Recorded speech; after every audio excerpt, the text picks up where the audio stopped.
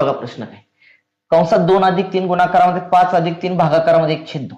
मग आपल्याला माहित आहे पहिल्यांदा काय करायचं, कंस सोडून घ्यायचा असतो राजा. छेदाचं नंतर बघा. 3 आणि 2 किती आलं 5. म्हणजे इथं काय तुमचं गुणाकार आहे राजा, गुणाकार 5 अधिक तुमचं 3 राजा, बरोबर का. आता तुम्हाला कंस सोडून घेतल्यानंतर तुम्हाला हाच काय करायचा, भागाकार सोडून घ्यायचा. मग मी काय करतो, इथं भागाकार सोडून घेतो राजा. मग इथं भागाकार सोडताना व्यस्त क्रिया होती, हा 2 वर जातो आणि हा काय होतो खाली येतो. भागाकाराचा होतो गुणाकार राजा.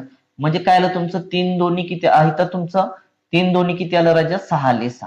किती आले तुमचे 6 आले राजा. ओके. आता करायचं तुम्हाला गुणाकार राजा. ठीक आहे, छेदाचं सोडून घ्या त्या ठिकाणी. इथं पण व्यस्त क्रिया होणार तुमच्या अगोदर. हा 5 वर जाणार, हा 4 खाली येणार राजा. 4 ला 4 काय झालं, कॅन्सल झालं, राहिलं 5. 5 किती आले 25. 25 आणि 6 किती आले राजा तुमचं 31 आले.